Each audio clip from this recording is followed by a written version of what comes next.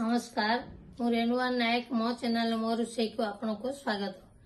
मु आज मकर संक्रांति स्पेशल जो पोड़पिठा करी मु आगुर थरे पोड़पिठा करी जाकि बिरी चाउल नड़ियार प्रेसर कुकर किंतु एबे मु करी कड़ई रे लुण देकी कड़ई थाकरे मु एक गोटे थाक देकी तादर पोड़पिठा करी। आसंतु देखिबा कौन कौन पकेइबा।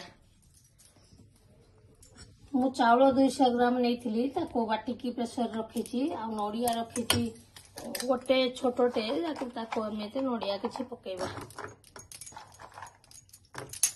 तापरे गुजराती की गुंड करके दीटा रखी ताको मध्य पकेबा। लुण रखी लुणर स्वाद अनुसार लुण पकेबा। आधा चामच लुण पकाउची।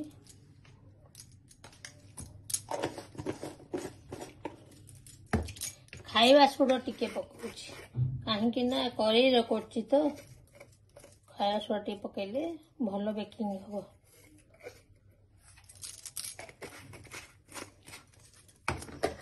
गुड़ रखी पकेबा स्वाद अनुसार गुड़ पकेबा।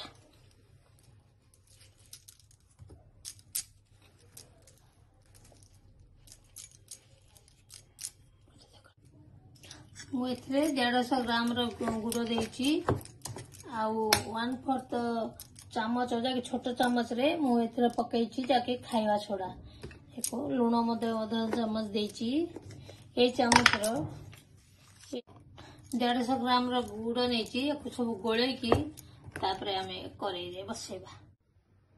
एथरे ऐड करिबा तेजपत्री 2टा आउ गुआ घिओ गोटे चामच कले जाकि पिठाटा भल लगे। कड़ई गरम है तादर आमे लुण देदेबा जो कि ता उपरे आमे पिठो आण को रखिबा। ताको टिके आमे स्प्रेड कर देबा।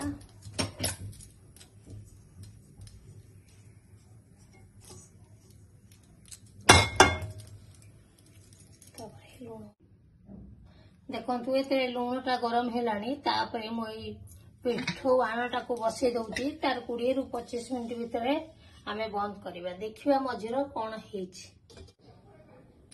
आसंतु देखिबा आमे 20 मिनिट हे गलानी पिठाटा केमति अछि।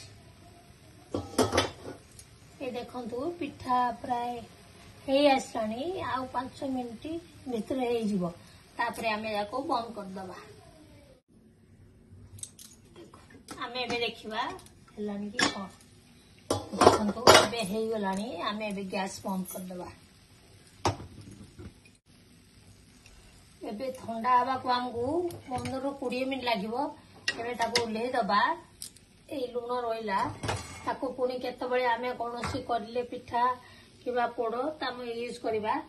एटा ठंडा हला परे आमे काटिकी तब खाइबा को नबा।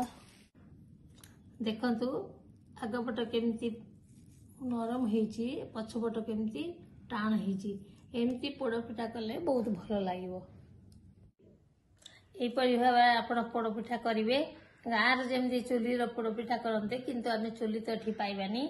आमे एठी एमती करिबा। ए पोड़पिठा पूरा गाँव रो पोड़पिठा वाला हेची। आ आपण को जदी भल लागियो ताने मो चैनल को आपण सब्सक्राइब करिवे। रहूची धन्यवाद।